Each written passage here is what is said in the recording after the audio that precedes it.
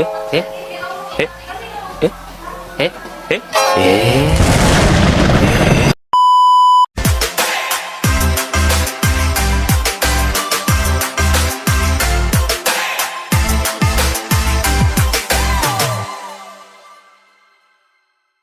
Hai guys, perkenalkan nama aku Dini Ajana. Nah, menurut aku itu tidak ada mimpi yang sulit untuk dicapai, tapi hanya niat yang besar. Everyone, my name is Michael Surya Salim. I believe everyone is a dreamer, but the true dreamer is the one who chase the dream in their sleep and live that in their lives. 네, 안녕하세요. 저는 멜파이 달리문태입니다. 네, we talk about dream. In my opinion, dreams are challenges that must be achieved. However, how is it? So, 친구야, fighting!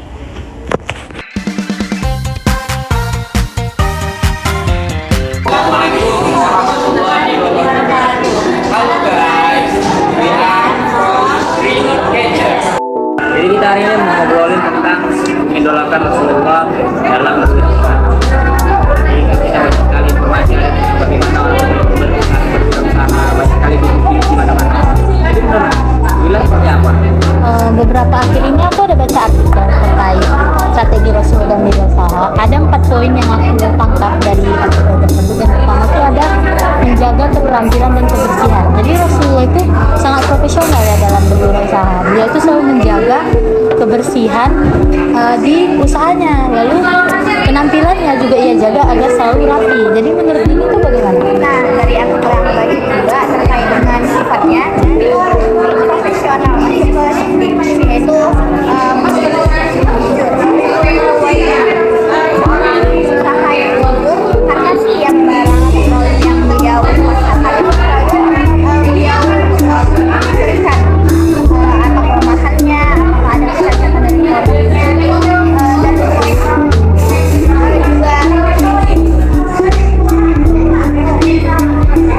Oh gitu. Jadi memang kalau dalam sejarahnya Rasulullah SAW itu memang mulai bisnis itu kan ya. Sebelum dia berbisnis sebenarnya sudah ada budaya berbisnis pada masyarakat Quraisy. Bukan yang bagaimana ada dalam surah Al-Quran, surah Al-Quraisy bahwa wilatan kita iwasir. Mereka itu berikhlas berjalan pada musim dingin dan pada musim panas. Itu apa untuk berbisnis? Nah, jadi ini sudah menjadi kebiasaan. Nah, pertanyaan gimana sih sebenarnya Rasulullah itu bisa dia terima banyak besar bisnisnya itu gimana? Apa yang dia lakukan?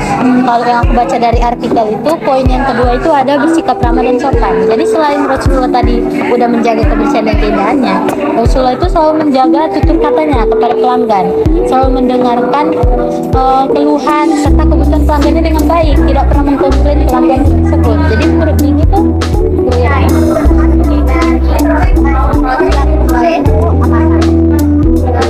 yang kedua itu untuk menyampaikan Rasulullah SAW itu yang menyampaikan kepada para pelanggannya terkait barang-barang mana nih yang bagus untuk dipakai terjual, dan juga Rasulullah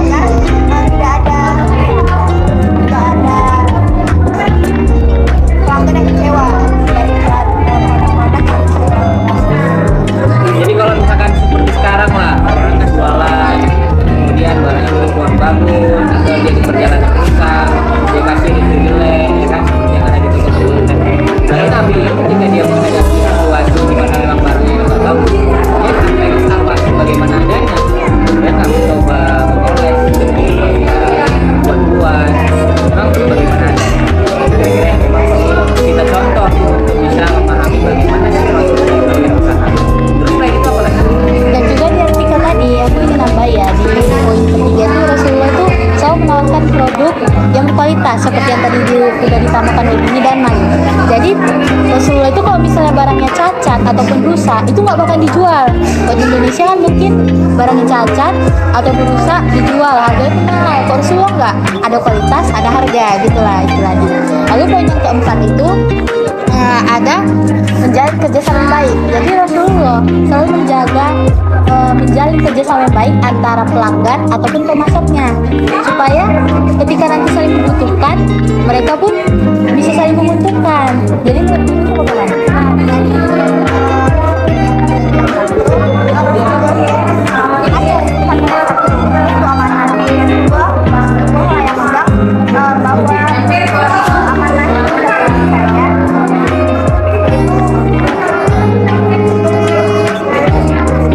Nabi Rasul ini dia selama dalam berwirausaha nggak pernah sekalipun mengecewakan pelanggan.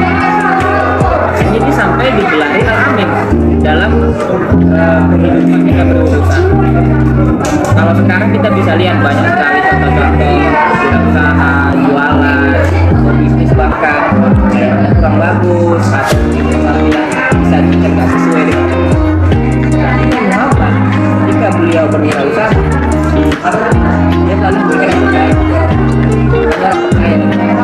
Sudah yang barangkali ada di sifat amanah itu. Ketika orang percaya bisnis sama orang percaya inilah salah satu poin yang menyebabkan kita bisa sampai beliau bisa diangkat melalui hasilnya nilai tinggi. Nah, selain itu apa lagi? Kalau yang aku baca cuma 4 itu angka. Jadi kalau menurut Malik itu dari sejarah mungkin dari Rasulullah kecil apa ada mungkin yang Rasul diajarkan sehingga dia itu bisa menjadi kondisi yang handal yang baik.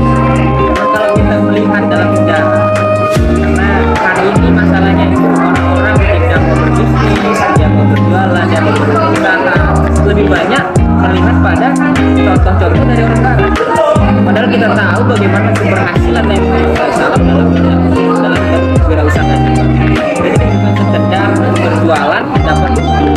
Nah, gitu kita bisa lihat sejarah yang Muhammad dididik oleh pamannya untuk berwirausaha sejak umur 12 tahun. Jadi kisahnya itu beliau dibawa masih berumur belia, ikut dalam perdagangan yang jauh. Orang dari Aus sudah respect sama beliau. Nah, karena mereka sudah respect, hormat, terkenal lah beliau di mana-mana sebagai orang yang punya jiwa wirausaha yang tinggi. Dia semakin dia bertambah usia, semakin bertambah pengalaman, dia mulai berubah kabar. Akan selalu berulang terus. Ini kalau bicara tentang amanah itu memang kita tahu bagaimana dia menyampaikan satu informasi dan bagaimana orang bisa menerima informasi itu sesuai bagaimana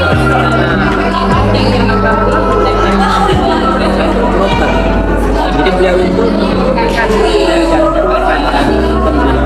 yang bukan dia penjualnya, jadi mempertemukan penjual dengan pembeli. Ini kan membutuhkan kualitas orang yang memang betul-betul dapat dipercaya supaya pembeli tidak kecewa, penjualnya juga kecewa, harganya sama, barangnya sesuai.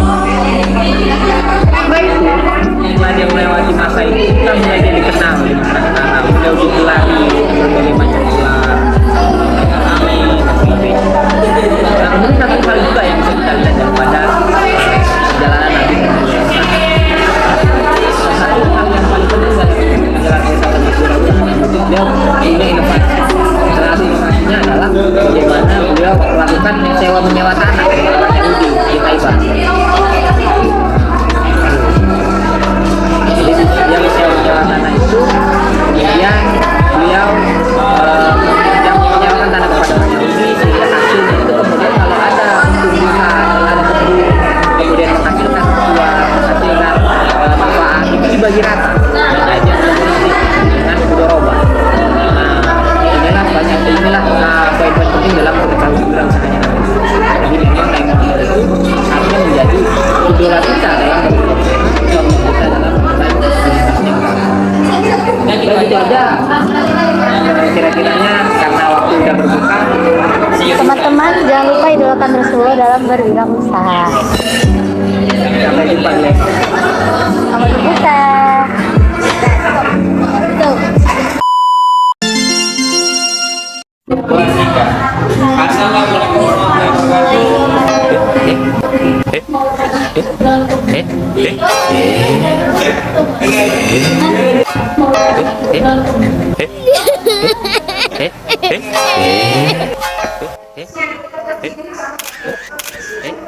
Udah.